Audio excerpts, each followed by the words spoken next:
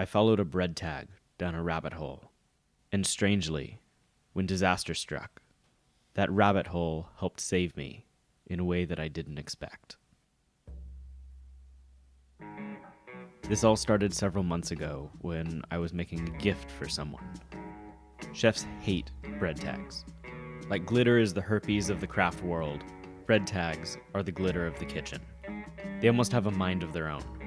No matter how hard we try to keep them organized, it just takes one careless line cook and they end up everywhere. Sure, it's funny to find one hiding behind spice containers or hitching a ride in your apron pocket, but it gets a lot less funny if they manage to hurl themselves into the soup of the day. They are a scourge on the food industry. So obviously, the perfect gift for a chef on their last day is a paperweight made out of bread tags. It was a fun little project and my first time working with resin, but it turned out great, so I posted it on Reddit. And for some reason, that post exploded. Thousands of likes and dozens of comments from people referring to bread tags as occlupanids. To be honest, I didn't really understand what was happening, just that there were apparently a group of people out there who were incredibly passionate about bread tags, and they really liked my paperweight. As weeks passed, the post faded into the obscurity that awaits all internet content. But for some reason, I couldn't let it go. I was haunted by a question. Why bread tags? Why were people so obsessed? After all, they're just little pieces of plastic that help keep our bread fresh. But I love a good rabbit hole, so I started digging. And my God, this rabbit hole is far bigger than I ever expected. My search brought me all over the place. A monopolistic company, an organization of lobbyists that reshaped American politics, and even a treasure hunt for lost World War II gold. But eventually, it led me to what I was looking for. HORG, the Holotypic Occlupanid Research Group, the place where it all began. A community of people dedicated to collecting and classifying bread tags, or as they call them, occlupanids. However weird you think this is, I guarantee that it's weirder. They talk about them as if they're living creatures, subsiding off of the plastic bags that they keep closed, making nests in drawers next to rubber bands and half-dead batteries. There's even an entire branching taxonomy, sorting them based on things like size, shape, and the bumps on their sides. It is an absolutely silly level of detail and thought put into something completely mundane. And while I don't fully understand it, I love it. So, over the next couple weeks, I started hoarding the things like a dragon. And working in a kitchen, I began to develop quite the collection. I gained an appreciation for all the little subtle differences. Constrictula chalaisma, Angela vescus, and of course the iconic Palpitophora utiliformis grandis. I guess I was kind of talking about them a lot at this point because some of my friends and family even started saving them for me. I was fully down the rabbit hole.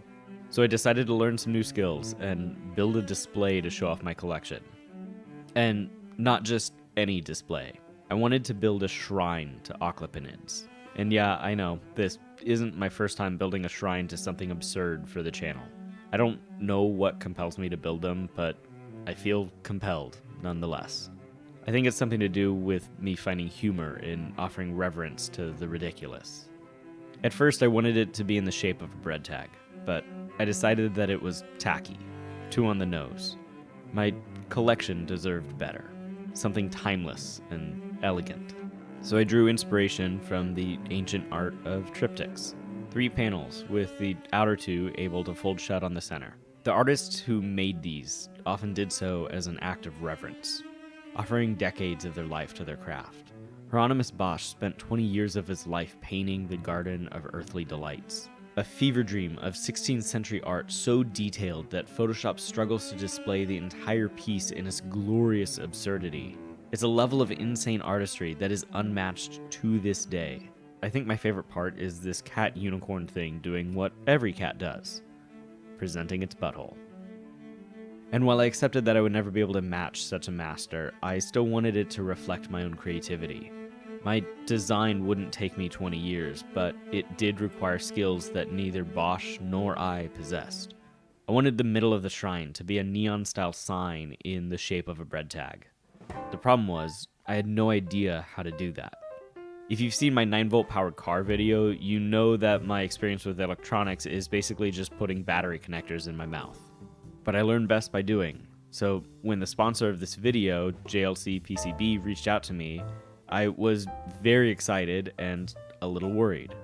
They make custom PCBs, circuit boards for the uninitiated. The exact kind I would need for the light. The problem is, I don't know how to even begin designing custom PCBs. So I did the smart thing and graciously accepted the sponsorship, bought a soldering iron, some components, an electronics encyclopedia, and I got to work. I went into this thinking I was in completely over my head, and I was right. I mean, I didn't know the difference between a transistor and a resistor. But looking at JLC PCB's website, they made it very easy to figure out what I needed to learn. Basically, I needed something called a Gerber file, kind of a blueprint for the PCB. To do this, I needed to figure out exactly how all of the parts connect together. I wanted to use these flexible LED filaments since they kind of look like tiny neon lights.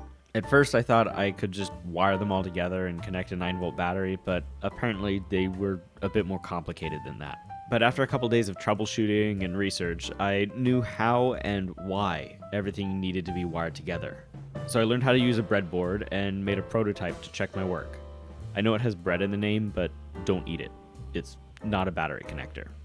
Anyways, the prototype worked. And as easy as JLC PCB makes things, breadboard is not an acceptable file format. Luckily, the files they do accept turned out to be super easy to create using KiCad. They even had walkthroughs on their website that helped me through the more complicated parts. And after a couple of hours of messing around and making a file based on the prototype, I sent it off to JLC PCB. I was happily surprised with how fast the manufacturing and shipping was. They even had a variety of coupons. And within a few short days, I was the proud owner of a new custom PCB board. With the hardest parts of the light done, the rest was mostly easy. Using paper clips and tape, I mounted the lights to a piece of cardboard and routed all the wires to the back. Did I know what I was doing going into this? No. Did I spend all of the sponsor money on electronics components and a new soldering iron? Yes. But did seeing the finished light turn on for the first time make it all worth it? Absolutely. I mean, a week before this, I didn't understand the difference between amps and volts. The fact that a complete novice like myself was able to go from eating battery connectors to soldering components onto a custom PCB board in a week is a testament to JLC PCB and the services they offer. And what I learned here already has me thinking about how I can use their custom PCBs in future projects. So if you want to support the channel and make your own custom PCB boards, please check out JLC PCB. The next step was to build the rest of the shrine. The last one I built was made almost entirely out of cardboard, and I wanted to upgrade and use wood instead. I just needed to pick a saw to cut it with, and I had 3 options: Japanese handsaw, scroll saw, or skill saw.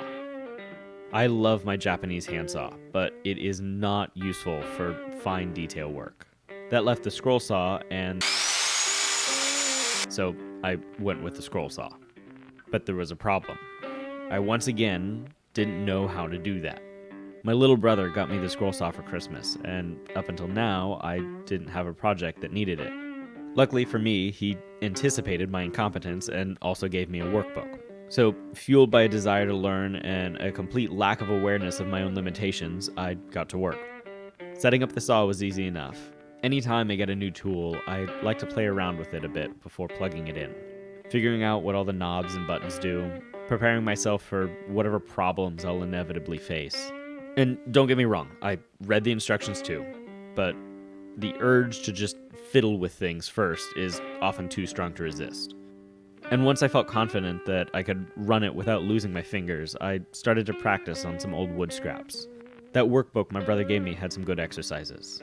I could be wrong, but I don't think they're actually supposed to be anything in particular. But they were a good way to learn the basics. And the results weren't perfect, but the more I worked, the more comfortable I became.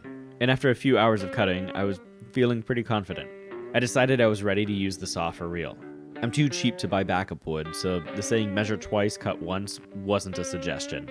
It was the difference between success and me being financially crippled by spending another $10 on more wood.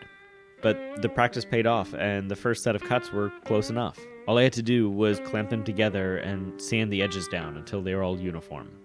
A quick safety tip: don't eat right before using a sander. The mask does a great job of keeping dust out, but it also ensured that my burps stayed in. The next part was a bit tricky. I wanted a nice curve on the top, but in order to make it all match, I needed to cut all the pieces at once. I could have looked in the workbook or checked online to see how to do this correctly, but I'd been in a flow state for a few hours and had a ton of confidence and the vague idea of a plan. So instead, I just bolted the pieces together and hoped for the best. And it sort of worked. The need to keep the bolts elevated and my refusal to try anything better caused some trouble, but once again, the end result was good enough that I could clean it up with the sander. Now, I don't know if it's just me getting older, but over the past couple months, I've really begun to see the appeal of woodworking. When I realized that my table was too small to comfortably play Magic, I need space for my squirrels. my impulse wasn't to go to IKEA, it was to make the thing myself. Is making a table interesting? I mean, I haven't made it yet, but would you watch a video on that? Let me know in the comments. Anyways, I was in my groove at this point. Learning new skills and putting them to use, there are few feelings like it. The only problem was I still hadn't answered my original question. I'd fallen into the rabbit hole and completely forgotten I was there to figure out why it even existed in the first place. So I reluctantly decided to shift my focus away from the shrine and back to research. And that was about the time that I lost my job. It wasn't because of the bread tax. The entire department was being shut down. Fortunately, we knew about it months in advance. What I didn't see coming was that the new job I had lined up fell through with only a few days of warning. I had to put everything on hold to get temporary work and go back on the job hunt. And with all of that came an overwhelming flood of emotions. Sadness at leaving my job and saying goodbye to my team. Rage mixed with a deep sense of betrayal at the new job falling through. And anxiety in the face of career and financial uncertainty. After a while, it all melded together into a sort of sick numbness. I couldn't sleep for more than a few hours at a time, yet didn't want to get out of bed. Food became bland and flavorless. I spent any free time I had on the couch, watching TV, or on Reddit. I'd lost the sense of purpose I usually found in my work. I was depressed. But as I ran out of jobs to apply to, I began to find time and energy to return to the shrine. And with the type of caution that only comes from no longer having health insurance, I got back to work. It felt good to be able to do something with my hands. And slowly, I began to feel like myself again. The haze of depression had begun to dissipate, and I was able to enjoy the process. This silly project was meant to be nothing more than an excuse to learn some new skills, but in the end, it was a light in a dark moment of my life. And that is when I finally began to understand why people love these little pieces of plastic so much, why this rabbit hole exists. You see, rabbit holes are a home for rabbits. That's it. But in 1865, Charles Lutwidge Dodson looked at a rabbit hole and chose to see something more. He filled it with an entire magical world of monsters and heroes, and he signed it with the pen name Lewis Carroll. And a century and a half later, Alice's Adventures in Wonderland is still considered one of the greatest children's books of all time. And so, I've come to understand that there is something powerful in choosing to see the magic in simple things. And in that worldview, I found a strange sense of solace at a time when I truly needed it. This project, the bread tags, they're an escape, a respite from a world that was not the way that I wanted it to be. So, I think I've been going about this all wrong. I've been asking why bread tags, of all things. They are so extraordinarily mundane. But that's exactly what all great rabbit holes are. They are simple on the surface, only for someone to choose to see the wonder in them, to find something they need, be that adventure, fantasy, or in my case, comfort. So instead of asking why bread tacks, maybe I should have been asking, why not? Thanks for watching. Like and subscribe. And a big thank you to JLC PCB for sponsoring this video and for making electronics feel less like magic and more like an actual skill I can develop. Also, check out my Patreon. It's got bonus content, plus I post my videos there a couple of days early. I just got a job.